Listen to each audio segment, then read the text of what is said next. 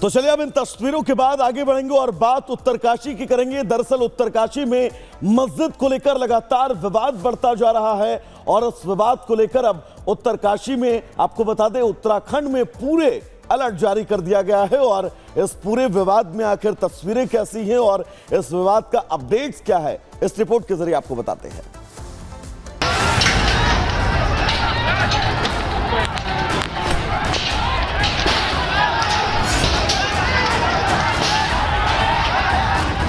मस्जिद गिराने की मांग, हिंदू संगठन की ललकार।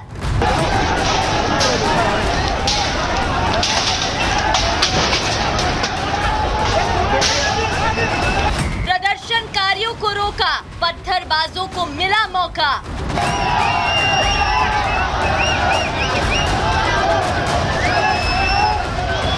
प्रदर्शनकारियों पर चले पत्थर, पत्थरबाजों का इलाज बुलडोजर।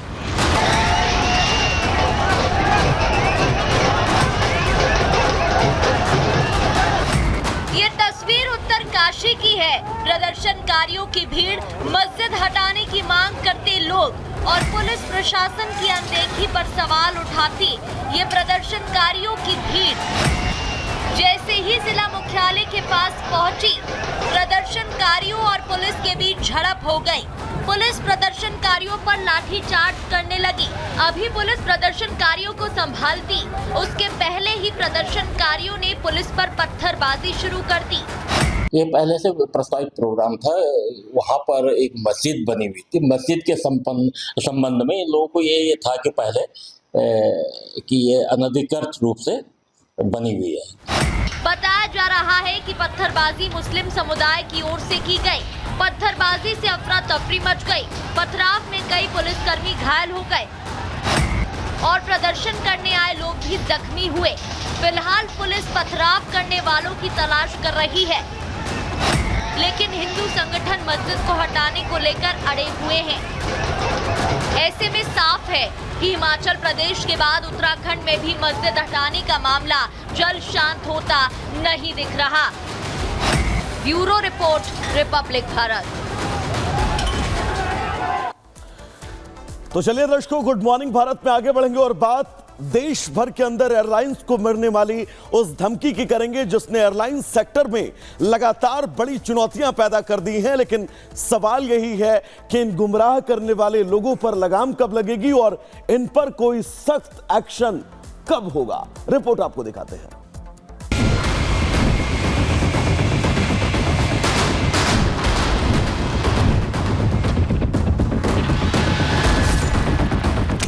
भारत की उड़ान, कौन है परेशान?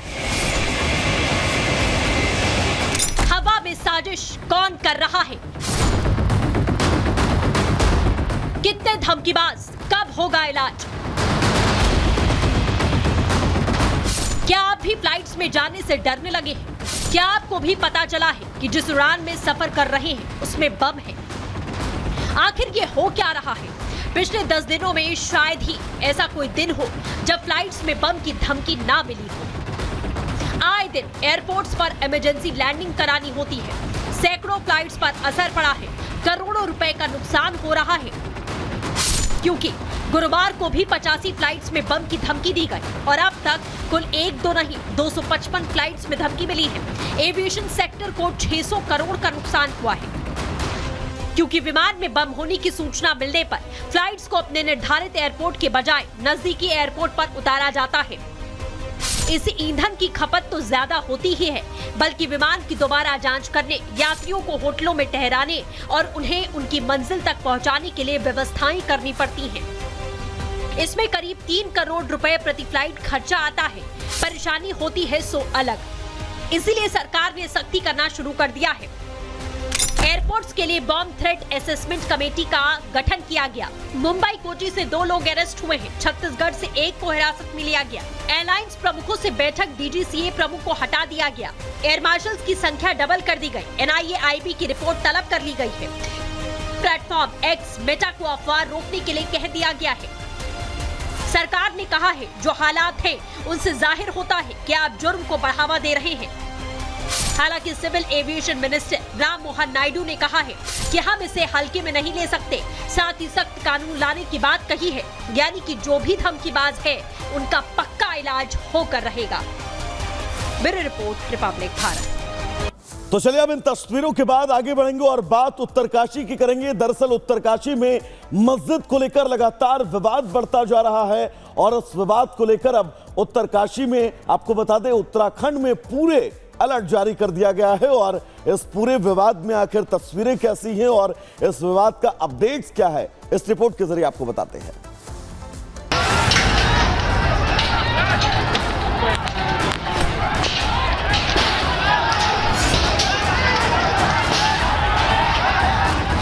मस्जिद गिराने की मांग, हिंदू संगठन की ललकार।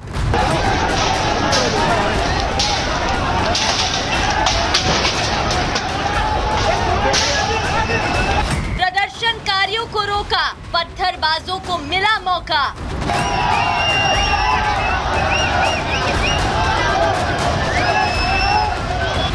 प्रदर्शनकारियों पर चले पत्थर, पत्थरबाजों का इलाज बुलडोजर।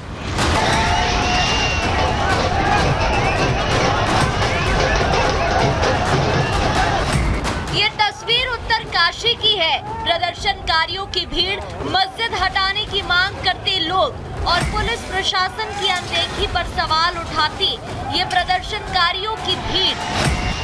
जैसे ही जिला मुख्यालय के पास पहुंची, प्रदर्शनकारियों और पुलिस के बीच झड़प हो गई। पुलिस प्रदर्शनकारियों पर लाठीचार्ज करने लगी। अभी पुलिस प्रदर्शनकारियों को संभालती, उसके पहले ही प्रदर्शनकारियों ने पुलिस पर पत्थरबाजी शुरू कर दी। ये पहले से प्रस्तावित प्रोग्राम था। वहाँ पर एक मस्जिद बनी हुई थी। मस्जिद के संबंध में लोगों को ये था कि पहले कि ये अनधिकृत रूप से बनी हुई है। बताया जा रहा है कि पत्थरबाजी मुस्लिम समुदाय की ओर से की गई। पत्थरबाजी से अफरा तफरी मच गई। पथराव में कई पुलिसकर्मी घायल हो गए और प्रदर्शन करने आए लोग भी जख्मी हुए। फिलहाल पुलिस पथराव करने वालों की तलाश कर रही है, लेकिन हिंदू संगठन मस्जिद को हटाने को लेकर अड़े हुए हैं। ऐसे में साफ है कि हिमाचल प्रदेश के बाद उत्तराखंड में भी मस्जिद हटाने का मामला जल्द शांत होता नहीं दिख रहा। Bureau report, Republic Bharat.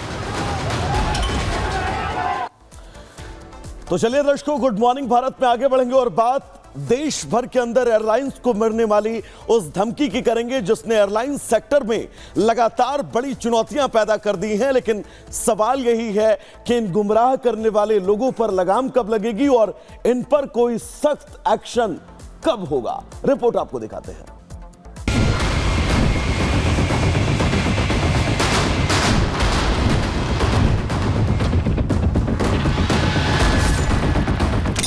Bharat की उड़ान, कौन है परेशान? हवा में साजिश कौन कर रहा है? कितने धमकीबाज, कब होगा इलाज? क्या आप भी फ्लाइट्स में जाने से डरने लगे हैं? क्या आपको भी पता चला है कि जिस उड़ान में सफर कर रहे हैं उसमें बम है? आखिर ये हो क्या रहा है? पिछले 10 दिनों में शायद ही ऐसा कोई दिन हो जब फ्लाइट्स में बम की धमकी ना मिली हो। आए दिन एयरपोर्ट्स पर इमरजेंसी लैंडिंग करानी होती है। सैकड़ों फ्लाइट्स पर असर पड़ा है। करोड़ों रुपए का नुकसान हो रहा है, क्योंकि गुरुवार को भी 85 फ्लाइट्स में बम की धमकी दी गई और अब तक कुल 1-2 नहीं 255 फ्लाइट्स में धमकी मिली है। एविएशन सेक्टर को 600 करोड़ का नुकसान हुआ है, क्योंकि विमान में बम होने की सूचना मिलने पर फ्लाइट्स को अपने निर्धारित एयरपोर्ट के बजाय नजदीकी एयरपोर्ट पर उतारा जाता है।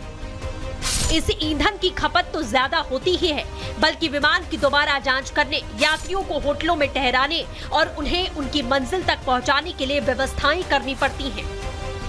इसमें करीब 3 करोड़ रुपए प्रति फ्लाइट खर्चा आता है। परेशानी होती है सो अलग, इसीलिए सरकार ने सख्ती करना शुरू कर दिया है।